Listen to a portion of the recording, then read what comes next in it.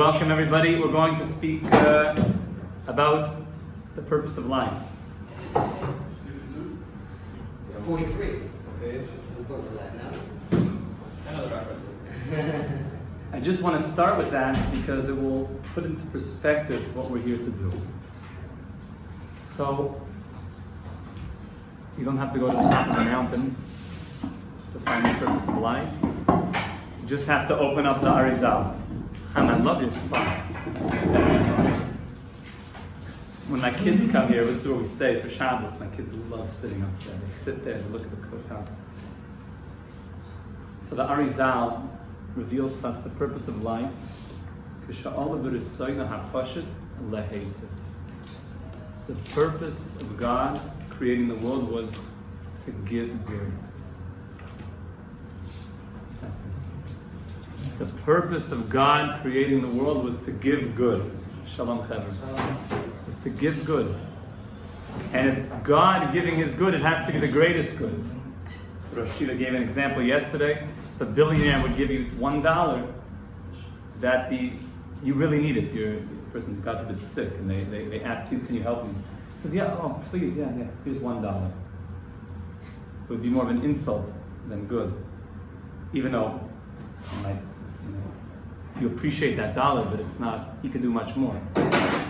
So God's giving is the biggest good. What is the biggest good? So we're going to have to get to that. That's going to be step 2 in understanding the purpose of the world, is that God should give good to the creation. So if you look inside the Machzor, this is what we're discussing. Page 62 is what we're going to be saying a lot coming up, starting on Rosh Hashanah. Zachreinu l'chaim melech chafetz b'chaim v'chasveinu b'sefer achaim l'manach elokim chaim. I just said a lot of Hebrew words and we'll slow it down and translate it. Remember us for life, the King that desires life, and write us in the book of life, for your sake, the God of life. Very important ones. Yes, Mordechai. It's the bold area there on 62. These words, I want you to emblazon them into your consciousness. We sang it yesterday. Zachreinu l'chaim melech chafetz b'chaim chasveinu b'sefer ha'chaim oy oy oy oy oy oy oy l'mancho elokim chaim. That's the whole thing. It's all in that. So we're breaking this down right now and going word by word. And we're going to tie this all into why the purpose of life is that God should bestow His good. So Zachareinu l'chaim, remember us for life. What kind of life are we talking about? Are we talking about a beating pulse? So the Ben Ish Chai says that v'chasveinu b'sefer ha'chaim, write us in the book of life. That book is actually talking about your physical body to be alive. Write us in this book of life, that my body, this body the heart should keep beating inside of it. That this year, because everyone's written on Rosh Hashanah what's going to be for the whole year. Who will live and who will... And when you think about that everything that happened this year, and all of the Hashem Yirachem, with all of the problems with this virus, and all of the tragedy in Meron, and all the other tragedies in Florida, and horrible things that have happened around the world. It was all written on Rosh Hashanah. Wow. I better get ready for Rosh Hashanah. I don't mean just that we should be alive. We should all be alive until 120 years. Bezrat Hashem. But I mean just for humanity, that humanity should have life. So v'chasveinu b'sefer ha'chaim, write us in the book of life. That's not a physical life. We want to be alive this year, Hashem, Bezrat, our family and everyone. Says the Ben Ish Chai. But Zachreinu l'chaim, remember us for life. That's talking about the life of the soul. That's saying that while I'm alive in this world, I should connect to life. What is life? So we said yesterday that life means connecting to God. God is, like we said at the end, Elokim Chaim. He's the God of life. So I'm only alive if I'm connected to the God who's alive. A person who, God forbid, moves away from God, we said he's like Marty McFly. He starts disappearing. He's literally vanishing from reality, God forbid. That's a very visual thing. It should, wow, it's like dissolving.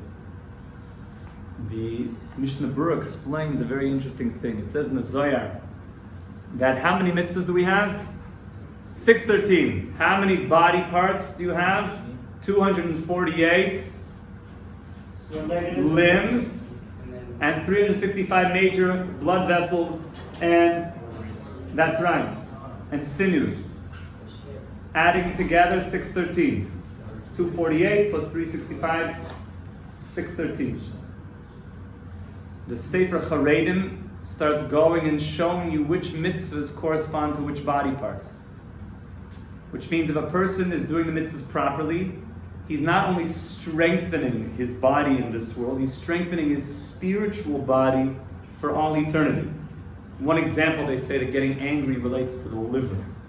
The liver is, and anger is very, very related. A person has to, we talked about this one time before. Yeah, Shlomo. Is that in I feel like the way it's pharmacy? So Rabbi Nachman also talks about it in the Anatomy of the Soul. He talks about it a little bit there. That's right. That's right. It's really based on earlier sources from the Sefer Charedim and Kabbalah and the Zohar. Tzedakah is related to your hand. When a person gives tzedakah, he's literally using the hand, tefillin, obviously your arm. So the Mishnah Berurah points out that there's such a thing, if you look in the beginning of the laws of Shabbos, that if a person doesn't do the mitzvot, God forbid, those limbs never got the energy that they needed to be alive, and therefore how will they have life for all eternity? So he says there's such a thing, a person could come up to heaven and with partial body parts. It's not a good idea. You want to be shalem. You want to be, a full package up there for eternity. Not, weird. So all of that is through doing the Torah and the mitzvot. And he says that certain things correspond to all the body parts. So they strengthen all the body parts. And certain things, because they correspond to all the body parts, if God forbid a person does not do them, they take away all the body parts. One example, by the way, is Shabbat. Shabbat. Very careful with Shabbos. Also, Malka corresponds to the loose bone. A lot of special pieces of stuff picked up along the way. So that corresponds to the loose bone, which we're going to be resurrected from, which we'll talk about another time. And a special Malava Malka, experiential experience, B'ezrat Hashem. So when we say Zachreinu L'chaim, we're saying, God, we want our soul and all the parts of our soul to live on forever. Forever. And to be a complete being.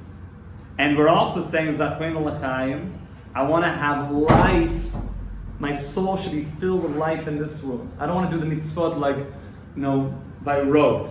I come to yeshiva, why? Because it's the right thing, and I'll go through the motions, and I'm supposed to, and then it becomes by rote. No, it's with lichtigkeit. How do you translate lichtigkeit, Aaron? Lichtigkeit, yeah, exactly. Excitement. You know a lot of Yiddish. The Persians know Yiddish, come on. Persian? Yeah. You see, Yiddish, it's a proof that it's just Jewish. It's a Jewish language. B'ezrat Hashem. Okay? Yeah. Since we can't do a chunk of mitzvahs without the Beis Mikdash, does that mean we don't have to force in those places? That's such a good question. So there, the answer, the Gemara already answered that question. The question was, if we have many mitzvot that we can't do. By the way, there's ones that we never done. Certain don't do's, like the Ben Soramora, and yes, some. So how do we strengthen those body parts? Well, one would be that you do the mitzvahs that correspond to all of them, like Shabbos, like we mentioned. Tzitzis also corresponds to all of them. This would even strengthen it, because you might even ask me the question, even when we do have a Beit HaMikdash, how do you do the mitzvot of a Kohen? If you're not a Kohen, a Levi. How do you do the mitzvot for a woman? If you're a man if you're a woman. So nowadays they might just give you a simple answer. Just switch it up and you'll be good to go. That's not the Amiti answer though. The Amiti answer is, you learn about it if you do it. That's right. It says when you learn the Torah, when you learn the Torah that relates to that mitzvah, it's like you did it. Nishlam aparim svaseinu. That by learning and saying the korbanot of the Beit HaMikdash, the offerings, it's like you brought those offerings. When you learn about the mitzvot of the Kohen, it's like you were a Kohen. Another answer, by the way, is that it goes with all of your reincarnations. So you might have done certain mitzvahs in a past reincarnation when you were a woman, or a past reincarnation when you were a man, a past reincarnation when you were a Kohen or a Levi. And therefore you can complete many, many things throughout the course of your lifetime. So we're here to complete everything. That's called the full tikkun.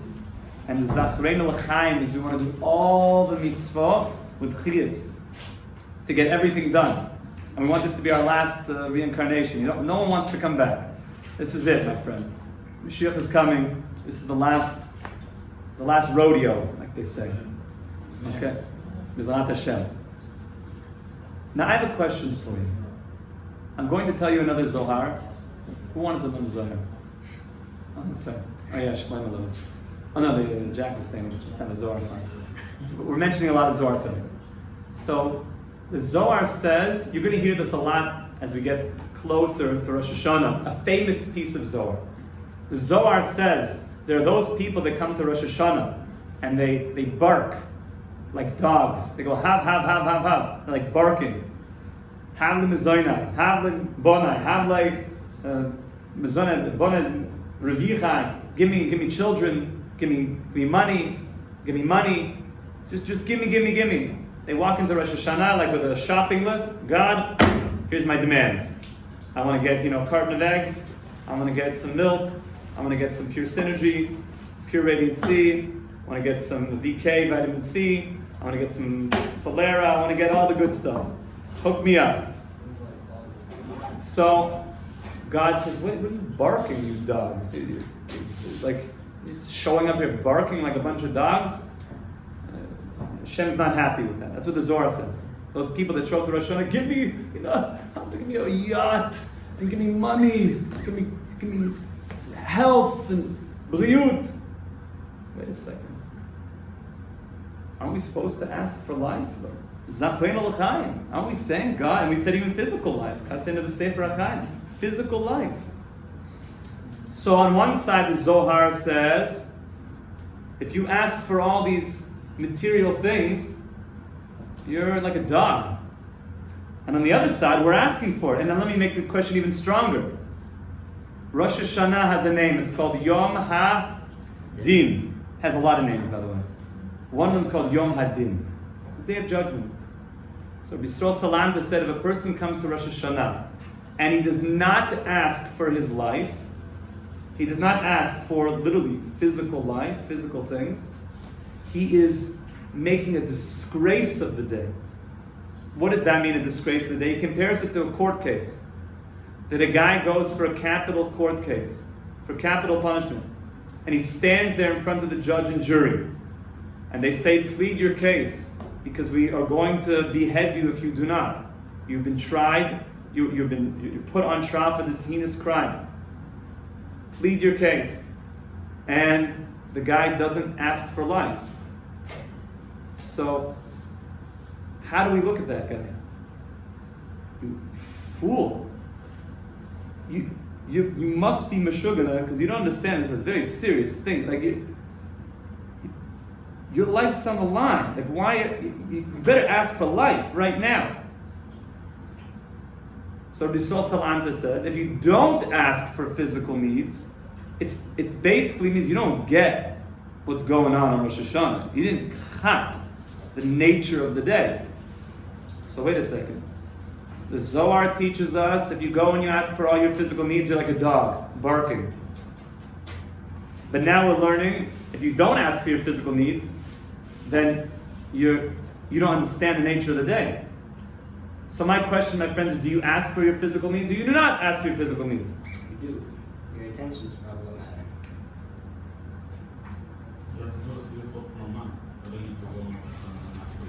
What's that say? You have to go to Selichot for a month, and then you go to We should all become sturdy, I think. Yeah, I know. You do need Selichot for a month to get in the right zone. It's still do more mitzvahs. And then we could have a good life. If you're asking just for physicality, just to give into your animalistic desires, I think that's not what, You're so. What's your name again? Yoshi. Yoshi is I am. Can you also you have to thank God for health, love, happiness, and pray for not just pray for yourself, and pray for the Israeli people and other people. Obviously you can, you might be able to ask for things, but that shouldn't be the only thing that you're asking for. You have to thank God for, that you're still here. Pray for your family and other people. So I should ask for things. Not ask for things. If you really need it, then maybe you can add it in there. But it's not all these bunch of materialistic stuff. But what about the material things also? What about you want? That's something you should. You want a new house. That's something Your family needs a house. You need a new house. You're also going to pray for humanity. You're also going to pray that all the sick should be healed. You're also going to pray for God's kingdom to be revealed in the world. But you want a house. If it's needed, then yes. So I should ask. So I'm not being a dog then? Like the Zohar says? A necessity? I need a Tesla.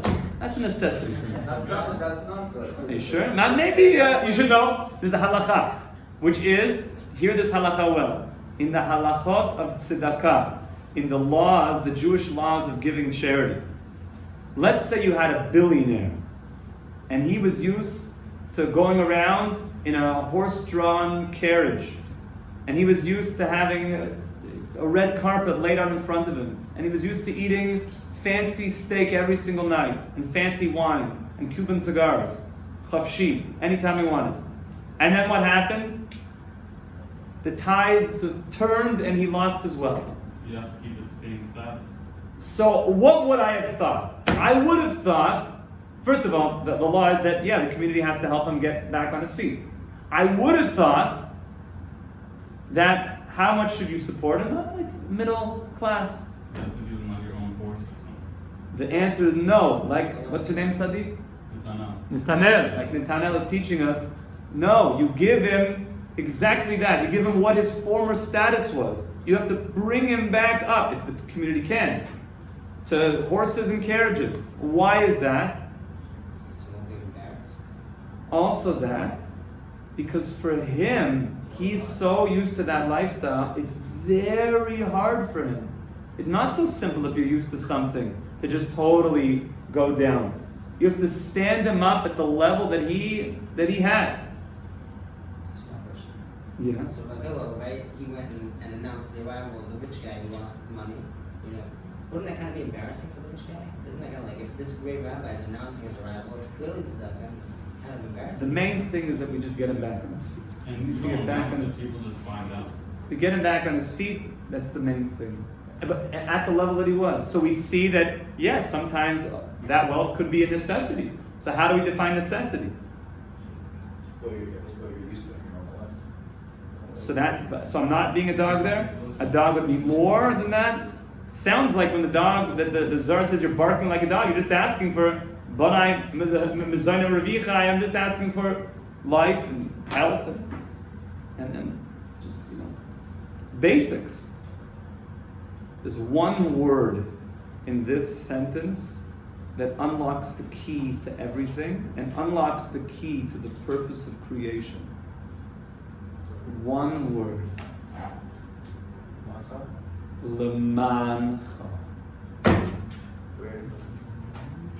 Zachreinu l'chaim, God. Remember us for life. All of our mitzvahs. My soul and everything. Give me life. Give me a life full with spiritual meaning. The king that wants life.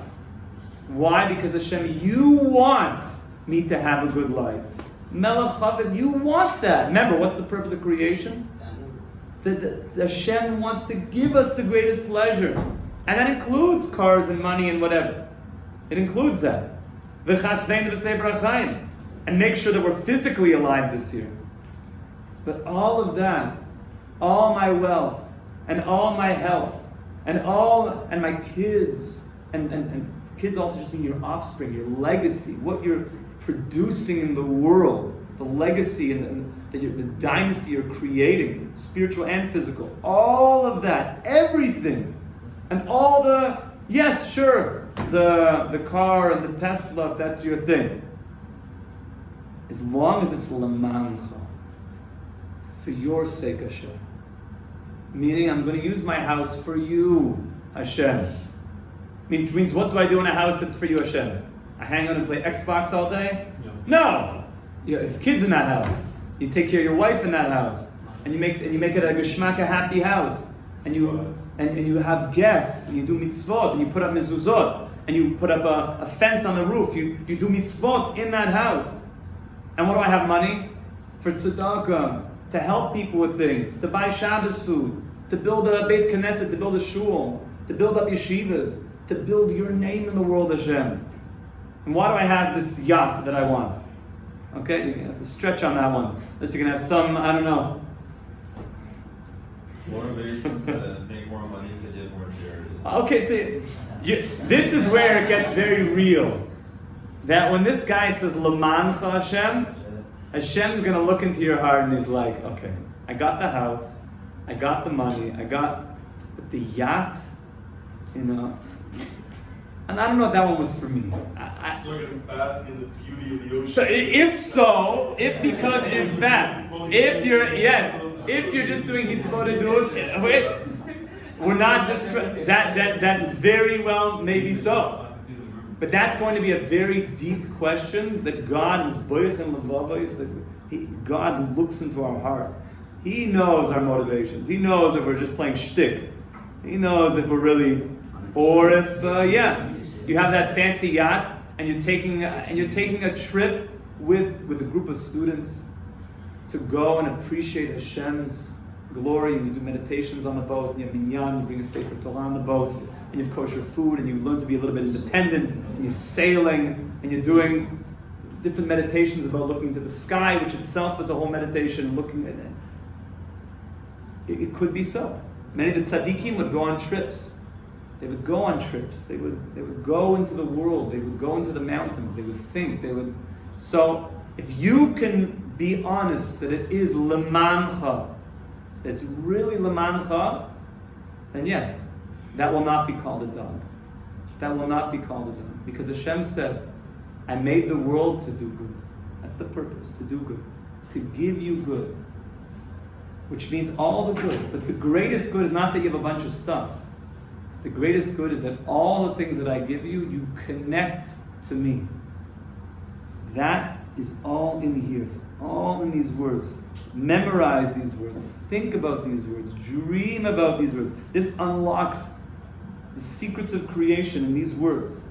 Think about them. Bezrat Hashem, we should be able to connect to the God who is life, and Bezrat Hashem be written and sealed in the book of life. Amen. Amen. Oh, true. A wonderful day, Chevron. See you guys on Sunday.